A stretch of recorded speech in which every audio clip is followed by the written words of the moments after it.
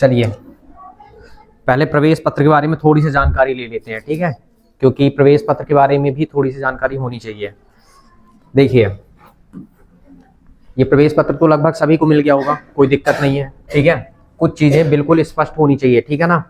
पहले देखो केंद्र क्रमांक लिखा है ना, केंद्र क्रमांक का मतलब होता है सेंटर कोड, जहां आपका पेपर होगा, जिस संस्था में पेपर होता है, ठीक ना, उसे हम क्या कहते हैं, वही क्या है आपका केंद्र क्रमांक, जिसको हम सेंटर कोड के नाम से जानेंगे। किस नाम से जानते हैं? सेंटर कोड के नाम से।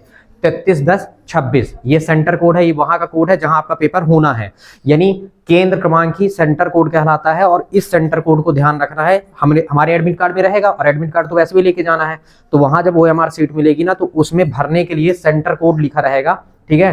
तो केंद्र क्रमांक का ही नंबर हमको वहां पे डालना पड़ेगा, ठीक है ना, क्योंकि केंद्र क्रमांक ही सेंटर कोड कहलाता है।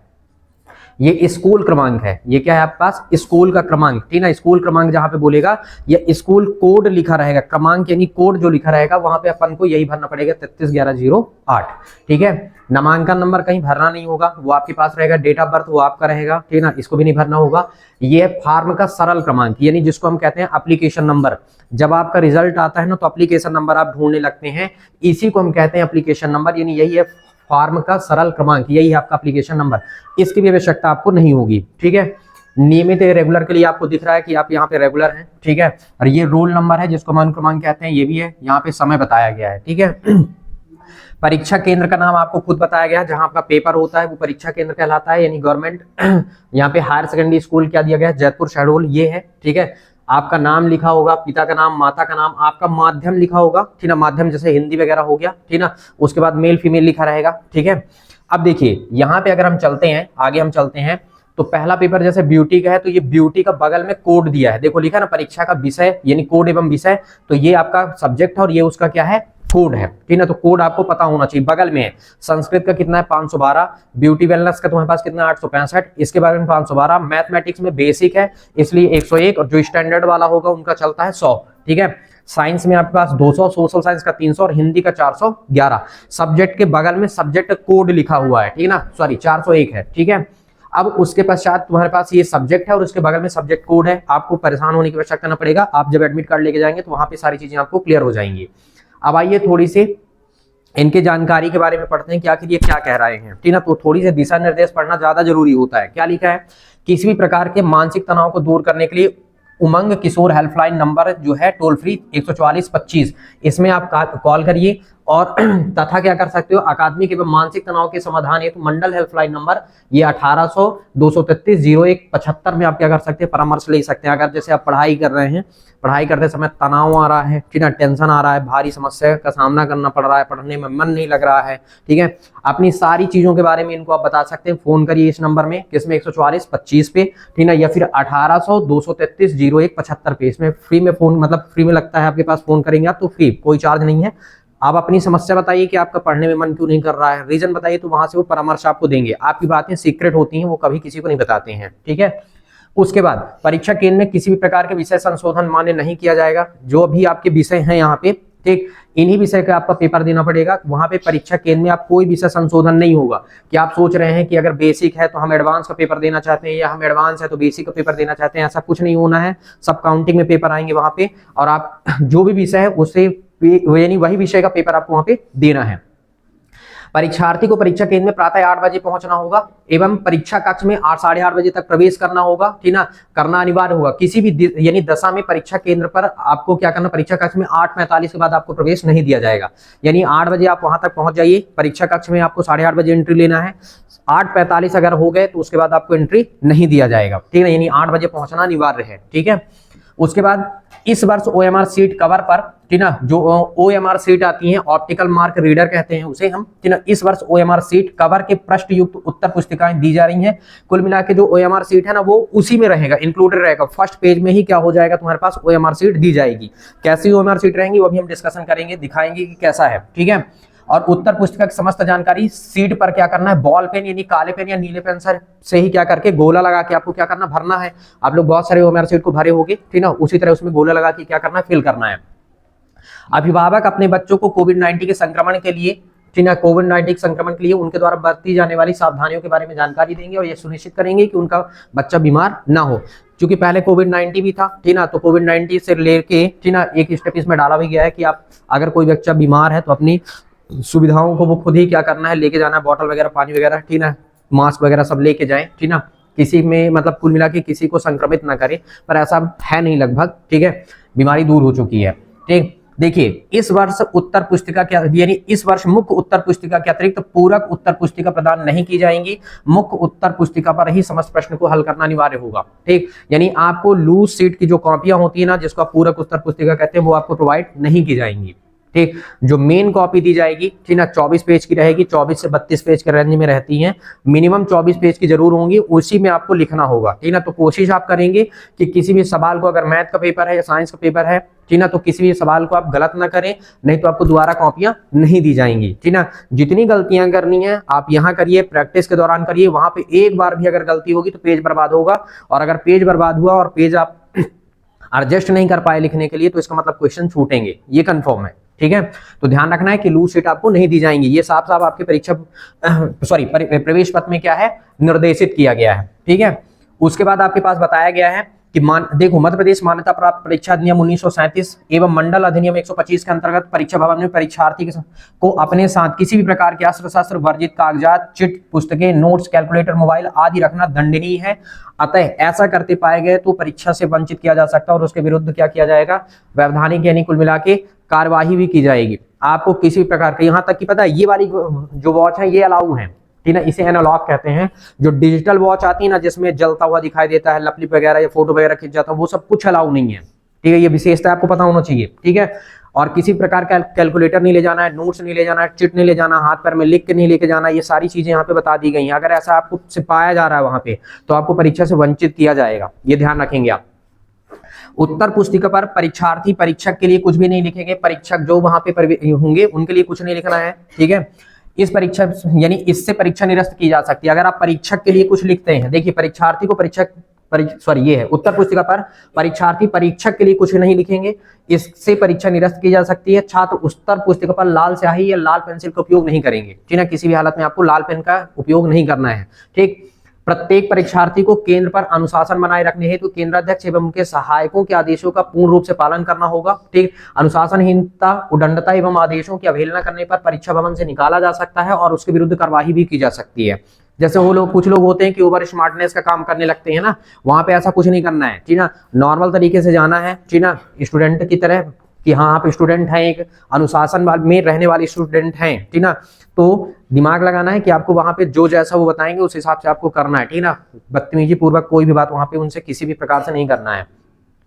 उसके बाद मांगने पर प्रत्येक परीक्षार्थी को प्रवेश पत्र दिखाना होगा, अतः प्रत्येक छात्र को प्रतिदिन प्रवेश पत्र ले जाना अनिवार्य होगा। ठीक, जब वो मांगेंगे तो आपको अपना एडमिट कार्ड यानी प्रवेश पत्र दिखाना होगा।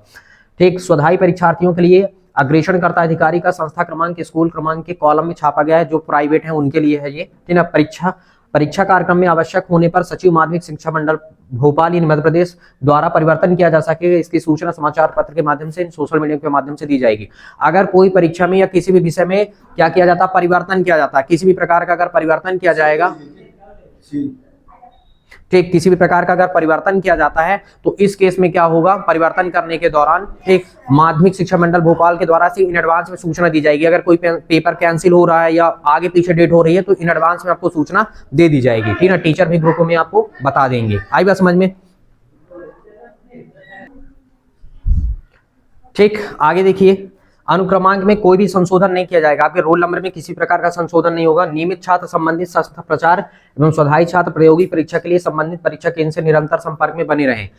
अभी आपका प्रैक्टिकल हुआ नहीं है और ना ही प्रोजेक्ट है ना, तो प्रैक्टिकल के लिए आपको क्या करना है, जब प्रैक्टिकल होने वाला होता है ना, तो आपको लगातार अपने स्कूल के संपर्क में बने रहना है। और जो बच्चे प्राइवेट जैसे पेपर दे रहे हैं, प्राइवेट वाले हैं, ठीक ना, तो यानी फॉर्म ही उनका प्राइवेट के रूप में भरा गया है, उन बच्चों को जहां वो पेपर देने जाएंगे वहां पे उनको उस परीक्षा केंद्र से संपर्क बनाए रखना है कि हमारा प्रैक्टिकल पेपर कब होगा।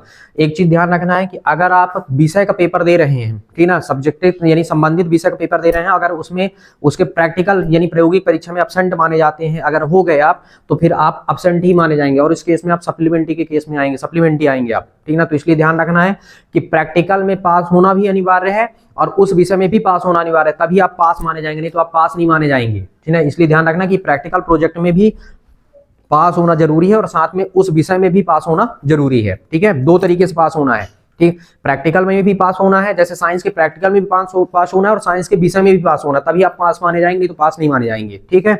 अब चलिए देखिए OMR सीट,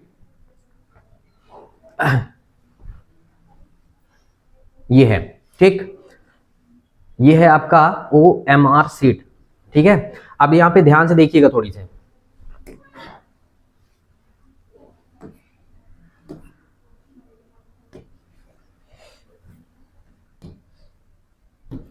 OMR सीट भरने के लिए आपको ब्लैक पेन रखना है या ब्लू पेन रखना है, ठीक है ना। ब्लैक या ब्लू दोनों में से किसी का भी आप यूज करके भर सकते हो, कोई दिक्कत नहीं है, ठीक है। ये फ्रंट में आपको देखने के लिए मिलेगा, ठीक है। अगर हम बात करें तो ये आपके पास फ्रंट में, ठीक, जैसे आपको कॉपी दी जाएंगी, ठीक ना, इसीलिए आपको पहले बुलाया जा रहा है कि आपको पहले कॉपी दे दी जाएंगी ताकि आप वहां पे सारी चीजों को भर ले जाए, ठीक ना, भर के पूरा रेडी करना। देखिए पहले लिखा है ना विषय लिखा है, बात समझते जाइएगा। यहाँ पे आप देखेंगे तो विषय लिखा रहेगा, विषय आपको वही लिखना है जो आपके प्रवेश पत्र में पहला पेपर डे बाई डे लिखा रहेगा, उसी हिसाब से आपको लिखना है, ठीक है। जैसे मान लेते हैं कि पहला पेपर आपका क्या है, पहला पेपर कौन सा था, IT का, मान लेते हैं थोड़ी देर के लिए, ठीक ना। तो आप यहाँ पे भरेंगे क्या, IT, और वहीं पे लिखा होगा ITES, लिखा है ना, तो आपको वहां पे एडजस्ट करके लिख लेना है, ठीक है। अच्छा, विषय कोड आपको वहीं पे पता होगा कि IT का क्या है 863, ठीक है, जो भी होगा देख लीजिएगा, IT का 863 हुआ। परीक्षा का दिनांक कैसे भरना है ये ध्यान रखिए, जैसे पहला पेपर 14 तारीख को है ना, तो आप ऐसे लिखेंगे 14/02 और 26 चल रहा है ना, तो 26 ऐसे लिखना है। आपको एक्स्ट्रा दिमाग नहीं लगाना है ना कि बॉक्स कम पड़ रहे हैं, तो आप एक काम कर लिए कि अपने से बना के मेंटेन कर दिए 2026 करके रख दिए, ठीक है, ऐसा कुछ नहीं करना है, ठीक है।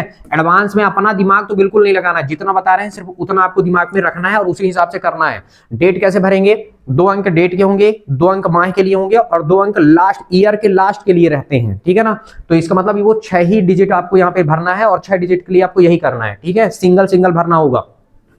उत्तर देने का माध्यम, जैसे हिंदी मीडियम वाले हैं तो वो लिखेंगे हिंदी और इंग्लिश मीडियम वाले होंगे तो इंग्लिश भरेंगे। प्रश्न पत्र का सेट, आप प्रश्न पत्र का सेट जब आपको पेपर दिया जाएगा तो उस केस में आप पहले देख लीजिएगा कि आपको 4 सेट पेपर 4 सेट में आएंगे, A, B, C और D। जिस भी सेट का आपको पेपर मिलेगा उसके हिसाब से आप यहाँ पे सेट फिलअप कर देंगे कि हाँ सेट हमारा मान लीजिए A है तो सेट आपने क्या फिलअप किया, A फिलअप किया, ठीक है। हाँ, अब आ जाइए यहाँ पे नाम पे, ठीक है, बात समझिएगा थोड़ी देर के लिए। नाम जब आप फिल करेंगे तो देखिए परीक्षार्थी का नाम बड़े अक्षरों में लिखना है, यानी कुल मिलाकर के बड़े अक्षर का मतलब ये हुआ कि कैपिटल लेटर में लिखना है। कुछ लोग कैपिटल लेटर और स्मॉल लेटर को मिला के कचड़ा कर देते हो, ठीक ना। कैपिटल का मतलब होता है पहली प्रकार में लिखना, ठीक है। तो 2-4 बार घर में अपने नाम की स्पेलिंग पहली प्रकार में लिख लेना, क्योंकि फिर हम जब देखते हैं ना तो इस हिसाब से चलता है। जैसे मान लीजिए सपोज दैट किसी का नाम ये है S, फिर A, फिर ये वाला N लगा देते हो, ठीक है। मतलब कुल मिला के एक कैपिटल एक स्मॉल करके लिखने लगते हैं बच्चे, इसलिए विशेषता पता होना चाहिए कि हमको सिर्फ पहली प्रकार में लिखना है। अब ध्यान से सुनना भी और समझना है। जैसे मान लीजिए मैं अपना नाम लिखता हूँ, अपने नाम से बता देता हूँ आपको, ठीक। जैसे मान लीजिए मेरा नाम हुआ SANDEE, ठीक, और P, देखिए सब पूरे के पूरे क्या है कैपिटल। उसके बाद मिडिल नेम, यानी कि जब आप नाम लिखते हैं ना तो जितने भी शब्द के नाम है, जैसे अब मान लीजिए जैसे मेरे नाम में कुमार लगा है तो KUMAR, ठीक है, एक बॉक्स छोड़ देना है, ठीक है। जैसे आपका नाम जो भी होगा उसके हिसाब से एक बॉक्स आप क्या करेंगे, छोड़ेंगे। तो मेरा फर्स्ट नेम हुआ, फिर मिडिल नेम हुआ, फिर लास्ट नेम में जैसे श्रीवास्तव है तो SHRIVASTA और भी। अभी भी मेरे नाम की पूरी स्पेलिंग नहीं आई, तो आपको बनाने नहीं जाना है कि आप बना के मेंटेन करने लगे, ठीक है ना, ऐसा कुछ नहीं करना, जहां तक जाएगा वहां तक छोड़ देना है, ठीक है। अब बात आती है इसको फिल करने के लिए। तो देखो जब आप उठाओगे तो ये S में जाना और S वाले में मान लो कहीं पे PQRS नीचे है जैसे, तो जाके आपको क्या करना है, गोला लगाना है सपोज, ठीक है। अब इसके साथ साथ आप स्केल रखे रहना, ठीक है ना, क्योंकि कभी कभी आप क्या करते हैं, हड़बड़ा जाते हैं और जैसे A है ना तो यहीं पे A में लगा देंगे आप, इस ये वाले N को यहीं कहीं पे आप N में लगा देते हैं, पहली लाइन में लगाना चालू कर देते हैं। तो ऐसा कभी भी नहीं करना है, ठीक। हड़बड़ाते हो तो गलत कर डालते हो, इसलिए विशेषता पता होना चाहिए कि हम पहले इस वाली लाइन में S में जाके मान लेते हैं कि S हुआ, ठीक है, यहाँ गोला लगा दिए, फिर पटरी रख के इसको बंद कर देना, स्केल रखना बंद कर लेना, इसके नीचे आना और ये A में लगाना, फिर इसको बंद कर देना, जाके तुम सीधे सीधे कहाँ लगाओगे, N में लगाओगे, फिर इसको बंद करना, स्केल से बंद करते जाना और फिर आके सीधे D में लगाना, फिर E में लगाना, फिर E में लगाना, फिर जाके सीधे कहाँ लगाना, P में लगाना। बात समझ में आई ना। ऐसे आप स्केल से बंद करते जाओगे ना तो आपको एक यानी लाइन भी दिखती जाएगी कि हाँ यहाँ पे हमको भरना है, ठीक है। जैसे ये आपके पास देखो इधर वाला पूरा बंद करना और ये तुम्हारे पास ये K में जाके आप लगाए, ठीक ना, अच्छे से फिलअप करना है ना पूरा गोला, ठीक है। बाहर नहीं जाना है ना, इस गोले के अंदर ही रखना है, ठीक है। जैसे U तो U कहीं नीचे होगा, M तो जाके आप यहाँ पे ये अच्छे से फिल करना, बिल्कुल ये क्लियर हुआ हमने क्या कहा? और ऐसे करके पूरा रेडी करना है। उसके बाद बगल में लिखा है रोल नंबर। रोल नंबर आपको कहां मिलेगा? रोल नंबर आपको मिलेगा आपके प्रवेश पत्र में, ठीक है। मान लेते हैं कोई भी रोल नंबर है जैसे, ठीक है, ऐसा कुछ, ठीक। तो पहले यहाँ पे 2, फिर उसके बाद कहाँ पे 4, एक ही लाइन में नहीं लगाना है, बार बार बता रहे हैं, ठीक है ना। फिर उसके बाद 3, उसके बाद कितना हुआ तुम्हारे पास 4, अच्छे से लगाइएगा, ठीक है। उसके बाद तुम्हारे पास कहाँ है 0, तो यहाँ पे 0 में ऐसा करके पूरे में लगा देना है। माध्यम क्या है? ई का मतलब देखो, एच मतलब हिंदी, ई का मतलब इंग्लिश और यू का मतलब उर्दू।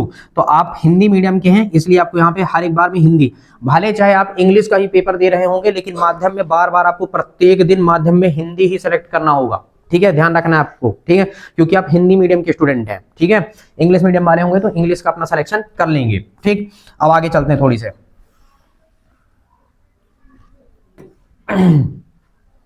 अब देखिए, उसके बाद फिर से आपके पास आ गया ना, जैसे हिंदी में लगाने के पश्चात विषय संख्या। विषय संख्या मतलब विषय कोड, इंग्लिश में देख लीजिए थोड़ी से। अब जैसे 863 था तो आप भर लीजिए 863, ये जाइए 8 में लगाइए, ये जाइए 6 में लगाइए अच्छे से, और उसके बाद 3 में लगाइए। सेंटर कोड देखो आ गया ना, केंद्र संख्या, केंद्र क्रमांक यानी केंद्र संख्या, जिसको हम सेंटर कोड के नाम से जानते हैं, प्रवेश पत्र में मिलेगा आपको, परेशान नहीं होना है वहां, ठीक है। तो तुम्हारे पास कितना हुआ 33, 10, 26, एक एक अंक भरना है। फिर ये तुम्हारे पास कितना हुआ 3, फिर उसके बाद क्या हुआ 3, फिर कितना हुआ 1, उसके बाद क्या हुआ 0, फिर उसके बाद तुम्हारे पास 2, और उसके बाद कितना हुआ 6, ये। और ये आपका क्या हो गया रेडी। आई बात समझ में? ऐसे करके आपको क्या करना है, कंप्लीट करना है। फिर आगे आइए, ये देखिए, हाँ विषय, जैसे आपका पास जो भी विषय था, जैसे आईटी का था तो आप IT/ITES, ठीक ना, ये फिलअप करेंगे। फिर देखिए लिखा है ना विद्यालय कोड लिखना है, लिखा है यहाँ पे, ठीक, यानी आपके पास स्कूल कोड, तो आपके स्कूल का कोड यानी स्कूल क्रमांक जो लिखा था ना प्रवेश पत्र में, वही लिखना है, जैसे 33/11/08। फिर परीक्षार्थी का कक्ष क्रमांक, जब आप पेपर देने जाएंगे तो आपको पता होगा कि आप किस रूम नंबर पे पेपर दे रहे हैं। मान लीजिए 2 में दे रहे हैं तो 02, प्रश्न पत्र का सेट आपको A मिला था तो आप A फिलअप करेंगे। अब देखिए अनुक्रमांक आपको लिखना है, ठीक है, रोल नंबर, ठीक। तो मान लीजिए 2 4 6 3 3 4 8 2 0 ये था, ठीक है। तो आपको देखो हिंदी लिखने में कुछ बच्चों को प्रॉब्लम जाती है, ठीक ना, यानी नहीं लिख पाते हैं, तो दिमाग लगाइए, ये जो लिखा है ना यहाँ से देख देख के उठाना है, 2 इसी तरह 2 लिखना है, 4 तो 4 देख के यहाँ से लिख लेना है, 4 6 तो ये तुम्हारे पास 6 ऐसे लिखना है, ये 6, ठीक है। ये नीचे दिया गया ना हिंदी में लिख दिया है, वो रहेगा वहां पे OMR सीट में, तो देख देख के ऐसे अपना सिंगल डिजिट उसमें फिल कर देना। क्लियर हुआ हमने क्या कहा, ठीक। उसके बाद देखिए परीक्षार्थी के हस्ताक्षर, यहाँ पे आप जाएंगे और अपना साइन कर देंगे ऊपर, ठीक है, लाइन वहां पे रहेगा। इसके अतिरिक्त आपको कुछ भी नहीं भरना है, ठीक है, इसके अतिरिक्त आपको कुछ भी नहीं भरना है। क्लियर हुआ मैंने क्या कहा? बाकी जो नीचे वाले कॉलम है ये सब वहां शिक्षक भर लेंगे खुद ही, जो जिनकी ड्यूटी रहेगी वो सब भरेंगे, बाकी आपको कुछ नहीं करना है। अब देखो जो भरने का जो हमने तरीका बताया है वही चीज पीछे फ्रंट पेज में आपको, मतलब पीछे वाले पेज में दिया रहेगा कि आपको किस तरह से भरना था। जैसे किसी लड़के का नाम अमित सिंह है तो बताया गया कि पहले आप ए में लगाएंगे, फिर एम में लगाएंगे, ठीक ना, फिर आई में लगाएंगे, फिर उस वाले लाइन में टी में लगाएंगे, ऐसे करके बताया है। रोल नंबर के लिए बताया है, देखो विषय कोड के लिए बताया है, परीक्षा का दिनांक को कैसे फिलअप करना था ये भी बताया, उत्तर देने का माध्यम जिनका इंग्लिश है उनके लिए बताया गया है, सेट बताया गया है, बी सेट था, विषय कोड है, केंद्र क्रमांक है, सेंटर कोड है, ये सारी चीजें। अभी जैसे इंग्लिश माध्यम में तो यहाँ पे इसमें गोला लगाया था, माध्यम में इंग्लिश में लगा दिया गया ई में, ठीक है। और इसी तरह विषय भर के आपको सब कंप्लीट करना है, परीक्षार्थी का हस्ताक्षर, बाकी आपको कुछ भी नहीं करना है, ठीक है, ध्यान रखना है। और बताया गया ना कि एक खाने में आपको एक ही अक्षर लिखना, देखो बताया एक खाने में एक अक्षर लिखे, नाम के प्रत्येक भाग के बीच एक रिक्त स्थान छोड़ दे, जैसे भाग बन रहा है ना, जैसे मेरे नाम में था संदीप, फिर उसके बाद कुमार अलग है, ठीक है, तो इसका मतलब बीच में एक खाने को आपको क्या करना है, छोड़ना है। और साथ में बताया है क्या कि यदि आपके नाम के अक्षर 22 से अधिक हो रहे हैं, 22 अक्षर वहां पे अगर इससे अधिक हो रहे हैं तो आपको 22 के ही अंतर्गत ही लिखना है, उससे आगे आपको नहीं लिखना है, कुछ बनाना नहीं है उसमें। क्लियर हुआ हमने क्या कहा? आराम से फिलअप करना है और कोई भी दिक्कत वहां पे नहीं होगी, इसलिए आपको पहले 15 मिनट पहले हो सकता है कि कॉपी आपको देंगे, ठीक ना, ताकि आप ये सारी चीजें पहले से फिल करके रेडी कर लें, ठीक है। और प्रत्येक दिन फिल करना होगा, हड़बड़ाना नहीं है, आराम से फिल करना है ताकि सारी चीजें आपकी क्लियर हो जाएं। बात समझ में आई कैसे फिल करना है, ठीक। तो ये समस्त जानकारी आपके पास होनी चाहिए। और जो बच्चे नहीं आए हैं, ठीक ना, वो तो मान लीजिए अभी हम वीडियो शेयर कर देंगे, बाकी आप उनको पर्सनल भी डाल दीजिएगा ताकि उनमें भी गलतियां ना हो पाए, ठीक है। हाँ एक बात और ध्यान रखेंगे, जिनके नाम में स्पेलिंग मिस है, ठीक ना, गलती है, ठीक ना, तो गलत रहने दीजिए, कोई दिक्कत नहीं। जो नाम में आपकी मतलब जो प्रवेश पत्र में स्पेलिंग है वही स्पेलिंग आपको यहाँ पे फिल करना है, ठीक है ना, वही स्पेलिंग आपको यहाँ पे फिल करके रखना है। ठीक है, नाम की स्पेलिंग फिर आपको सुधार करने का ऑप्शन आएगा जब रिजल्ट आ जाएगा, तो रिजल्ट आने के पश्चात आप स्कूल में संपर्क करिएगा कि किस प्रोसेस से सुधारा जाता है, या तो हम ही बता देंगे कि किस प्रोसेस से सुधारा जाता है, तो फिर नाम आप में जो नाम में गलतियां रहेंगी वो नया रिजल्ट फिर से आपको प्रिंट होकर मिलके आ जाएगा। क्लियर हुआ हमने क्या कहा? लेकिन अभी आपको अपने अकॉर्डिंग नाम की स्पेलिंग नहीं रखनी है, जो प्रवेश पत्र में वही नाम की स्पेलिंग आपको रखनी है। ठीक है, क्लियर हुआ हमने क्या कहा? क्योंकि वो डेटा मैच नहीं खाएगा ना, तो फिर आप गलत माना जाएगा इसकी वजह से। ठीक है, तो मेरे तरफ से आप सभी को एग्जाम के लिए ढेर सारी शुभकामनाएं। ठीक, और हम चाहते हैं कि आप हमेशा निरंतर आगे बढ़ते रहें। ठीक है, तो थैंक यू बेटा।